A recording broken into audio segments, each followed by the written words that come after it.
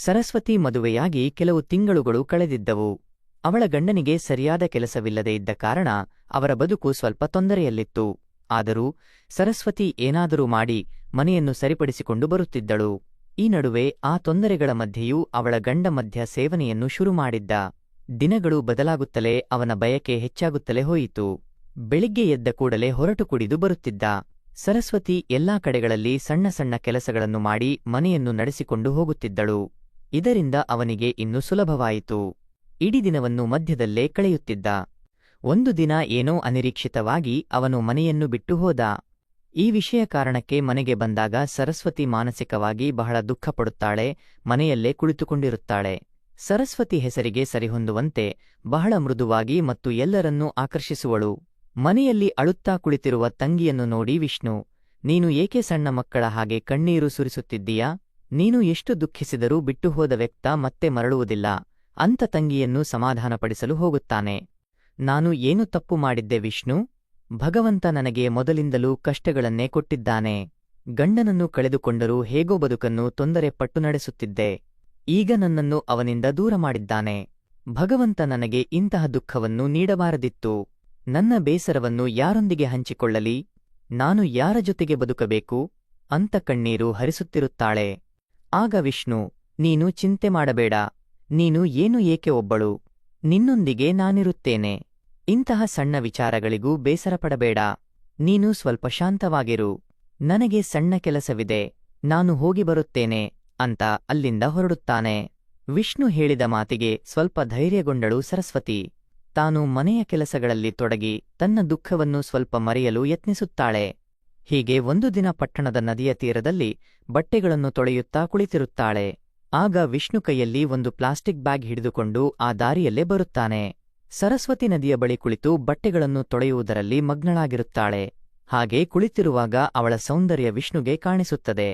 ಅವನಿಗೆ ಜಾಗೃತಿ ಬರುತ್ತದೆ. ಅಯ್ಯೋ, ನಾನು ಏಕೆ ಇಂತಹ ನೋಟ ಬೀರುತ್ತಿದ್ದೇನೆ?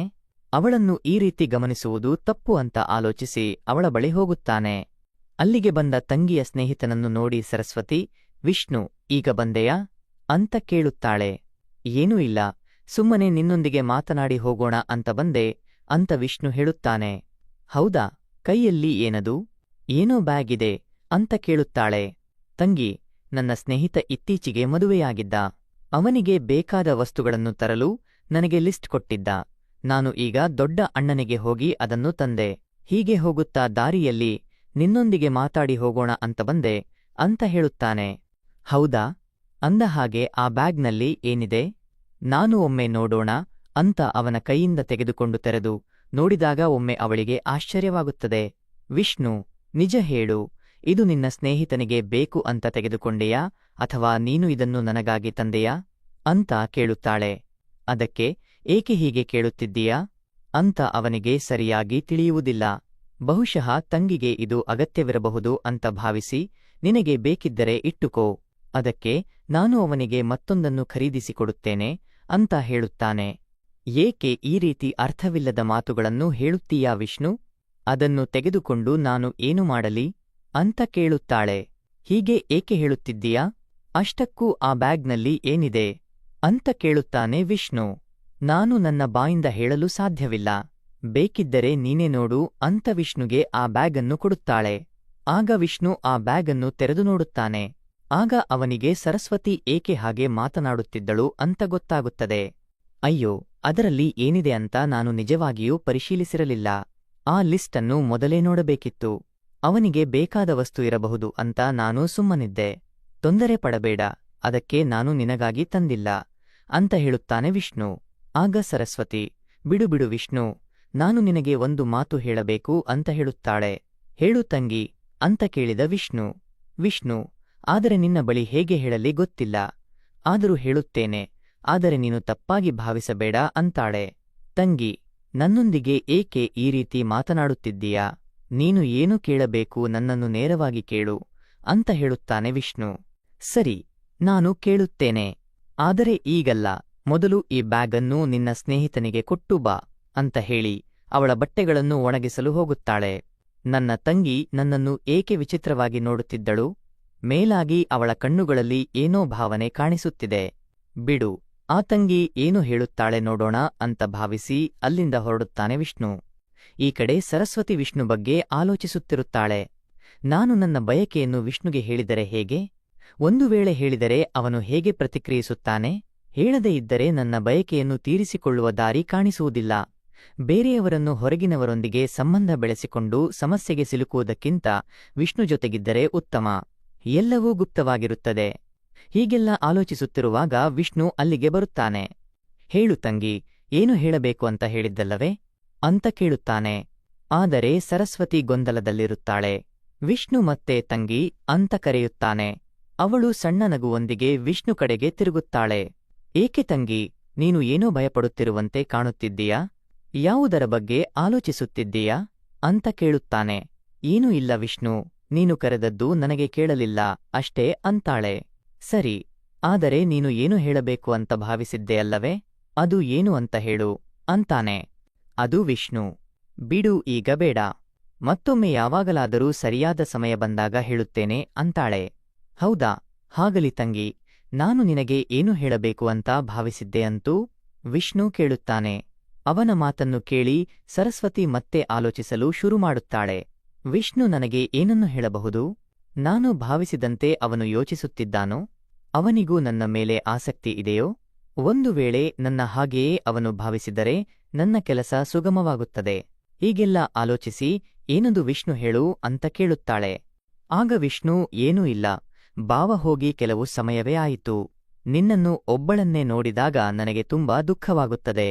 ನಿನಗೆ ಏನಾದರೂ ಸಹಾಯ ಮಾಡಬೇಕು ಅಂತ ನನಗೆ ಯಾವಾಗಲೂ ಅನಿಸುತ್ತಿರುತ್ತದೆ. ನೀನು ಅಂದರೆ ನನಗೆ ತುಂಬಾ ಪ್ರೀತಿ. ಜೀವನ ಪೂರ್ತಿ ನಿನ್ನ ಜೊತೆಗೆ ಇರಬೇಕು ಅಂತ ಅನಿಸುತ್ತದೆ ಅಂತಾನೆ. ಅವನ ಮಾತನ್ನು ಕೇಳುತ್ತಿರುವಾಗ ಸರಸ್ವತಿಗೆ ಒಳಗಿನಿಂದಲೇ ಸಂತೋಷದ ಭಾವನೆಯಾಗುತ್ತದೆ. ಬಹುಶಃ ವಿಷ್ಣು ಕೂಡ ನನ್ನ ಹಾಗೆ ಯೋಚಿಸಿರಬೇಕು ಅಂತ ಭಾವಿಸುತ್ತಾಳೆ. ಅವನನ್ನು ಒಮ್ಮೆ ಗಟ್ಟಿಗೆ ಹಿಡಿದುಕೊಂಡು ನಿಲ್ಲಬೇಕು ಅಂತ ಅನಿಸುತ್ತದೆ. ಯಾವುದಕ್ಕೂ ಅವನ ಮಾತನ್ನು ಪೂರ್ಣ ಕೇಳೋಣ ಅಂತ ಸುಮ್ಮನಿರುತ್ತಾಳೆ. ವಿಷ್ಣು ಮತ್ತೆ ಮಾತನ್ನು ಮುಂದುವರಿಸುತ್ತಾನೆ. ಅದಕ್ಕಾಗಿ ಹೇಗಾದರೂ ನಿನ್ನ ಈ ದುಃಖವನ್ನು ದೂರ ಮಾಡಲು ನಾನು ಒಂದು ನಿರ್ಧಾರವನ್ನು ತೆಗೆದುಕೊಂಡಿದ್ದೇನೆ ಅಂತಾನೆ. ಸರಿ, ಅದು ಏನು ನಿರ್ಧಾರ ಹೇಳು ನನಗೆ ಅಂತ ಆಸಕ್ತಿಯೊಂದಿಗೆ ಕೇಳುತ್ತಾಳೆ ಸರಸ್ವತಿ.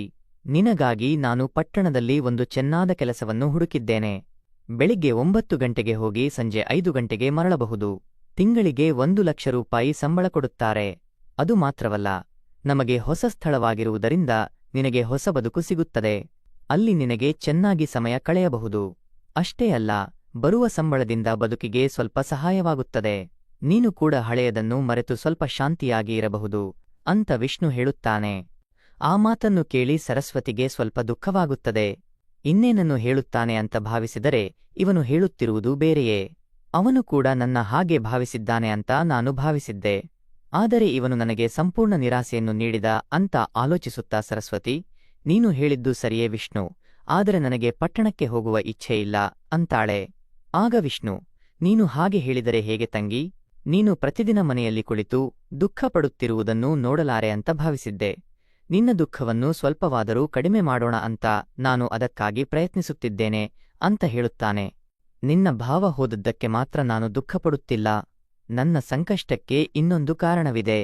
ಅದನ್ನು ನಿನಗೆ ಹೇಳಿದರೆ ನಿನಗೆ ತಿಳಿಯದು ಅಂತಾಳೆ ಸರಸ್ವತಿ. ಅದು ಏನು ತಂಗಿ ಅಂತ ಕೇಳುತ್ತಾನೆ ವಿಷ್ಣು. ಬಿಡು ಬಿಡು, ಅದನ್ನು ನಿನಗೆ ಹೇಳಿದರೂ ತಿಳಿಯದು. ಅಂದರೆ ಏನು ತಿಳಿಯುವುದು ತಂಗಿ? ನೀನು ಹೇಳಿದರೆ ಮಾತ್ರ ತಿಳಿಯುತ್ತದೋ ಇಲ್ಲವೋ ಅಂತ ಗೊತ್ತಾಗುತ್ತದೆ. ನೀನು ಹೇಳು, ನಾನು ತಿಳಿದುಕೊಳ್ಳಲು ಪ್ರಯತ್ನಿಸುತ್ತೇನೆ. ನನ್ನಿಂದ ನಿಶ್ಚಿತವಾಗಿ ಸಹಾಯ ಮಾಡುತ್ತೇನೆ ಅಂತ ಹೇಳುತ್ತಾನೆ. ನಿನ್ನ ಭಾವ ಹೋದ ನಂತರ ನನಗೆ ತುಂಬಾ ತೊಂದರೆಯಾಗುತ್ತಿದೆ ಅಂತ ಸರಸ್ವತಿ ಸೂಚನೆಯಾಗಿ ಹೇಳುತ್ತಾಳೆ. ಆಗುತ್ತದೆ ಅಲ್ಲ ತಂಗಿ, ಸ್ವಲ್ಪ ತಿಳಿಯುವಂತೆ ವಿವರಿಸಿ ಹೇಳು ಅಂತ ಕೇಳುತ್ತಾನೆ ವಿಷ್ಣು. ಅದೇ ನಿನ್ನ ಭಾವ ಹೋದ ನಂತರ ನನಗೆ ತುಂಬಾ ತೊಂದರೆಯಾಗುತ್ತಿದೆ ಅಂತ ನಿಧಾನವಾಗಿ ಹೇಳುತ್ತಾಳೆ. ಆಗ ವಿಷ್ಣು, ತಿಳಿಯುವಂತೆ ಹೇಳು, ನಿಧಾನವಾಗಿ ಹೇಳು ಅಂತ ಅಲ್ಲ, ಸ್ವಲ್ಪ ವಿವರಿಸಿ ಹೇಳು ಅಂತ ಕೇಳುತ್ತಾನೆ. ಅದೇ ಹೇಳಿದ್ದಲ್ಲ ವಿಷ್ಣು, ನಿನಗೆ ಹೇಳಿದರೂ ತಿಳಿಯುವುದಿಲ್ಲ. ಬಿಡು, ಈಗ ಅದನ್ನು ಬಿಟ್ಟು ಬಿಡು ಅಂತ ಹೇಳುತ್ತಾಳೆ. ನಕಲಿ ಕೋಪದಿಂದ ನನಗೆ ಗೊತ್ತಾಯಿತು ತಂಗಿ, ನನ್ನ ಭಾವ ಹೋದ ನಂತರ ನಿನಗೆ ತುಂಬಾ ತೊಂದರೆಯಾಗುತ್ತಿದೆ ಅಂತ. ಅದೇ ಯಾವ ತೊಂದರೆ ಅಂತ ನೀನು ಹೇಳುತ್ತಿಲ್ಲ ಅಂತ ಹೇಳುತ್ತಾನೆ. ಅಯ್ಯೋ, ಒಬ್ಬ ಹೆಣ್ಣು ಮಗಳು ಇದಕ್ಕಿಂತ ಹೆಚ್ಚು ವಿವರಿಸಿ ಹೇಳಲು ಸಾಧ್ಯವಿಲ್ಲ. ಎಲ್ಲರೂ ತಿಳಿದುಕೊಳ್ಳುತ್ತಾರೆ, ನಿನಗೆ ಏನೂ ತಿಳಿಯುತ್ತಿಲ್ಲ ಅಂತಾಳೆ.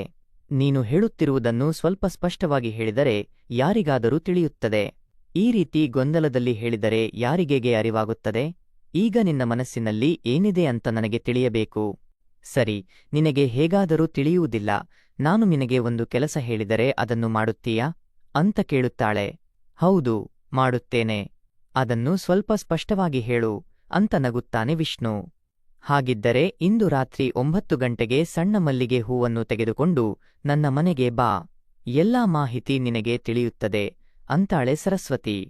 ಆಯ್ತು, ನೀನು ಹೇಳಿದಂತೆ ನಾನು ಇಂದು ರಾತ್ರಿ ಮಲ್ಲಿಗೆ ಹೂ ತೆಗೆದುಕೊಂಡು ಬರುತ್ತೇನೆ ಅಂತ ವಿಷ್ಣು ಹೊರಡುತ್ತಾನೆ.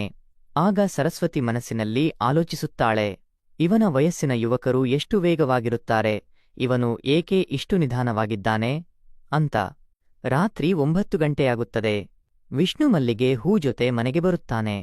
ಸರಸ್ವತಿ ಸ್ನಾನ ಮಾಡಿ ಚೆನ್ನಾಗಿ ರೋಸ್ ಪರಿಮಳ ಹಚ್ಚಿಕೊಂಡು ತಲೆಗೆ ಸಾಂಬ್ರಾಣಿ ಹಾಕಿಕೊಂಡು ಸಿದ್ಧಳಾಗುತ್ತಾಳೆ. ಕೈಯಲ್ಲಿ ಮಲ್ಲಿಗೆ ಹೂವನ್ನು ಇಟ್ಟುಕೊಂಡು ಮನೆಯ ಒಳಗೆ ಬರುತ್ತಾನೆ ವಿಷ್ಣು.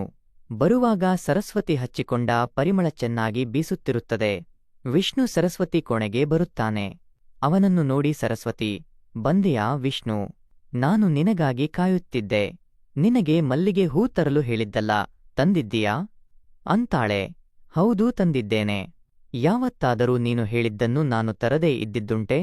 ತೆಗೆದುಕೋ ಅಂತ ಕೊಡುತ್ತಾನೆ. ಅವನ ಕೈಯಿಂದ ಹೂವನ್ನು ತೆಗೆದುಕೊಂಡು ತಲೆಗೆ ಹಾಕಿಕೊಳ್ಳಲು ನೋಡುತ್ತಾಳೆ. ಆದರೆ ಸರಿಯಾಗಿ ಆಗುವುದಿಲ್ಲ.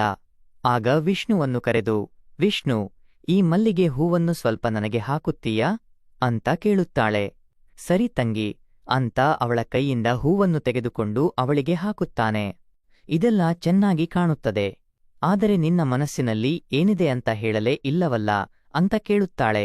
ಏನು ವಿಷ್ಣು, ನಿನಗೆ ಇನ್ನೂ ತಿಳಿಯಲಿಲ್ಲವೇ? ತಿಳಿಯುತ್ತಿಲ್ಲವೋ ಅಂತ ಕೇಳುತ್ತಾಳೆ. ನೀನು ನನಗೆ ಹೇಳಿದ್ದೀಯಾ ನನಗೆ ತಿಳಿಯುವಂತೆ ಅಂತ ತುಂಬಾ ಗೊಂದಲದಲ್ಲಿ ಕೇಳುತ್ತಾನೆ. ಅಯ್ಯೋ ವಿಷ್ಣು, ನಿನಗೆ ಇಷ್ಟು ತಿಳಿಯಲಿಲ್ಲವೇ? ಒಬ್ಬ ಹೆಣ್ಣುಮಗಳ ತಲೆಗೆ ಯಾರು ಮಲ್ಲಿಗೆ ಹೂ ಹಾಕುತ್ತಾರೆ ಅಂತ ಕೇಳುತ್ತಾಳೆ. ಕಟ್ಟಿರುವ ಗಂಡ ಹಾಕುತ್ತಾನೆ ಅಂತ ಹೇಳುತ್ತಾನೆ ವಿಷ್ಣು. ಅಲ್ಲವೇ? ಮತ್ತೆ ನಿನ್ನ ಬಳಿ ನಾನು ಏಕೆ ಹೂ ಹಾಕಿಕೊಂಡೆ ಹೇಳು ಅಂತ ಕೇಳುತ್ತಾಳೆ ಸರಸ್ವತಿ. ನೀನೇ ನಿನ್ನ ತಲೆಗೆ ಹೂ ಹಾಕಿಕೊಳ್ಳಲು ಸಾಧ್ಯವಾಗಲಿಲ್ಲ. ಅದಕ್ಕೆ ನೀನು ನನ್ನ ಬಳಿ ಸಹಾಯಕ್ಕೆ ಹೇಳಿದೆ. ಅದಕ್ಕೆ ನಾನು ಹಾಗೆ ಮಾಡಿದೆ ಅಂತಾನೆ ವಿಷ್ಣು. ಅಯ್ಯೋ ಭಗವಂತ, ನೀನು ಇಷ್ಟು ನಿರೀಹನಾಗಿ ಹೇಗೆ ಬೆಳೆದೆಯಪ್ಪ? ನಿಜ ಹೇಳು ವಿಷ್ಣು, ನಿನಗೆ ಇದು ತಿಳಿಯುತ್ತಿಲ್ಲವೇ ಅಥವಾ ತಿಳಿದು ತಿಳಿಯದಂತೆ ಮಾಡುತ್ತಿದ್ದೀಯಾ ಅಂತ ಕೇಳುತ್ತಾಳೆ. ಅಯ್ಯೋ ಪ್ರಾಮಿಸ್ ತಂಗಿ, ನನಗೆ ನಿಜವಾಗಿಯೂ ತಿಳಿಯುತ್ತಿಲ್ಲ ಅಂತ ಹೇಳುತ್ತಾನೆ ವಿಷ್ಣು. ನಾನು ನಿನ್ನನ್ನು ತುಂಬಾ ಪ್ರೀತಿಸುತ್ತಿದ್ದೇನೆ ಅಂತಾಳೆ ಸರಸ್ವತಿ. ಏನು ಹೇಳುತ್ತಿದ್ದೀಯಾ ತಂಗಿ? ನೀನು ಹೇಳುತ್ತಿರುವುದನ್ನು ಕೇಳಿದರೆ ನನಗೆ ತಲೆಗೆ ಬಾಲೆ ಬಿದ್ದಂತಾಗುತ್ತದೆ ಅಂತಾನೆ ವಿಷ್ಣು. ನಿಜ ಹೇಳುತ್ತಿದ್ದೇನೆ ವಿಷ್ಣು, ನಿನ್ನ ಭಾವ ಹೋಗಿ ತುಂಬಾ ಸಮಯವಾಯಿತು. ಅದು ಎಷ್ಟು ಕಾಲ ನನ್ನನ್ನು ಒಬ್ಬಳನ್ನೇ ಇರಲು ಹೇಳುತ್ತೀಯಾ? ನಾನು ಯಾರಾದರೂ ಹೊರಗಿನವರನ್ನು ನೋಡಿಕೊಳ್ಳಬೇಕು ಅಂತ ಯೋಚಿಸುತ್ತಿದ್ದೇನೆ. ಆದರೆ ನೀನು ಉತ್ತಮ ಯುವಕ. ಅಷ್ಟೇ ಅಲ್ಲ, ನೀನು ಎಷ್ಟು ಆಕರ್ಷಕನಾಗಿದ್ದೀಯಾ ಅಂತ ಅವನ ಕಣ್ಣುಗಳನ್ನೇ ಮನಮೋಹಕವಾಗಿ ನೋಡುತ್ತಾ ನಿಲ್ಲುತ್ತಾಳೆ ಸರಸ್ವತಿ. ಅಯ್ಯೋ, ಹಾಗಾಗುವುದಿಲ್ಲ. ನಿನ್ನನ್ನು ನಾನು ಆ ರೀತಿ ಯೋಚಿಸುವುದಿಲ್ಲ. ತಂಗಿ, ತಂಗಿ ಅಂದರೆ ಅಕ್ಕನಂತೆ. ನಿನ್ನ ಮನಸ್ಸಿನಲ್ಲಿ ಇಂಥ ಕೆಟ್ಟ ಯೋಚನೆ ಇತ್ತು ಅಂತ ನನಗೆ ತಿಳಿದಿರಲಿಲ್ಲ. ನಾವು ಯಾವ ತಪ್ಪನ್ನು ಮಾಡಿದರೆ ನಾಳೆ ಅದು ನಮಗೆ ದೊಡ್ಡ ಸಮಸ್ಯೆಯನ್ನು ತರುತ್ತದೆ. ನಂತರ ತುಂಬಾ ಪಶ್ಚಾತ್ತಾಪ ಪಡಬೇಕಾಗುತ್ತದೆ ಅಂತ ಹೇಳುತ್ತಾನೆ. ಸರಸ್ವತಿ, ಇದರಿಂದ ನಮಗೆ ಯಾವ ಸಮಸ್ಯೆಯೂ ಆಗುವುದಿಲ್ಲ ಅಂತ ಹೇಳುತ್ತಾಳೆ. ಇಲ್ಲ ತಂಗಿ, ನೀನು ಏನೇ ಹೇಳು, ಆದರೆ ನನ್ನ ಮನಸ್ಸು ಈ ಕೆಲಸಕ್ಕೆ ಒಪ್ಪಿಕೊಳ್ಳುವುದಿಲ್ಲ. ನಾನು ನಿನ್ನನ್ನು ದೇವತೆಯಂತೆ ನೋಡುತ್ತಿದ್ದೆ, ಆದರೆ ನೀನು ದುರಾಸೆಯ ಹಾಗೆ ಯೋಚಿಸುತ್ತಿದ್ದೀಯಾ ಅಂತ ಹೇಳುತ್ತಾನೆ ವಿಷ್ಣು. ಆಗ ಸರಸ್ವತಿ, ನಾನು ಮಾಡಿದ್ದು ತಪ್ಪು ನನಗೆ ತಿಳಿಯಿತು. ನನ್ನಿಂದ ತಪ್ಪಾಯಿತು, ಕ್ಷಮಿಸು. ನೀನು ನನಗಿಂತ ಚಿಕ್ಕವನಾದರೂ ನಿನಗೆ ನಮಸ್ಕರಿಸುತ್ತೇನೆ. ನೀನು ತುಂಬಾ ಸರಿಯಾಗಿ ಯೋಚಿಸುತ್ತೀಯಾ. ದಯವಿಟ್ಟು ಈ ಮಾತನ್ನು ಇಲ್ಲಿಗೆ ಮರೆತುಬಿಡು. ನಾನು ನೀನು ಹೇಳಿದಂತೆ ಪಟ್ಟಣಕ್ಕೆ ಹೋಗಿ ನೀನು ಹುಡುಕಿದ ಕೆಲಸವನ್ನು ನೋಡಿಕೊಳ್ಳುತ್ತೇನೆ ಅಂತ ಹೇಳುತ್ತಾಳೆ. ಸರಸ್ವತಿ, ದುಃಖ ಪಡಬೇಡ ತಂಗಿ. ಗಂಡನನ್ನು ಕಳೆದುಕೊಂಡವರಿಗೆ ಇಂಥ ಭಾವನೆಗಳು ಬರುವುದು ಸಹಜ. ಆದರೆ ಅದನ್ನು ಸ್ವಲ್ಪ ನಿಯಂತ್ರಿಸಿಕೊಂಡು ಚೆನ್ನಾಗಿ ಬದುಕುವುದು ಮುಖ್ಯ. ನಮ್ಮ ಮನಸ್ಸು ಹೇಳಿದ್ದಕ್ಕೆಲ್ಲ ನಾವು ಯೋಚಿಸದೆ ನಡೆದರೆ ಮುಂದೆ ನಮ್ಮ ಸಂಕಷ್ಟಗಳನ್ನು ನಾವೇ ನಮ್ಮ ಮೇಲೆ ತಂದುಕೊಳ್ಳುವಂತಾಗುತ್ತದೆ ಅಂತಾನೆ. ಸೊ ಕಥೆ ಇಲ್ಲಿಗೆ ಮುಗಿಯುತ್ತದೆ. ಕಥೆ ಇಷ್ಟವಾಯಿತೆ? ಲೈಕ್, ಶೇರ್, ಕಮೆಂಟ್ ಮಾಡೋದನ್ನು ಬಿಡಬೇಡಿ. ಇಂಥ ಇನ್ನಷ್ಟು ಆಸಕ್ತಿಕರ ಕಥೆಗಳಿಗಾಗಿ ನನ್ನ ಚಾನೆಲ್ ಅನ್ನು ಸಬ್ಸ್ಕ್ರೈಬ್ ಮಾಡಿಕೊಳ್ಳಿ.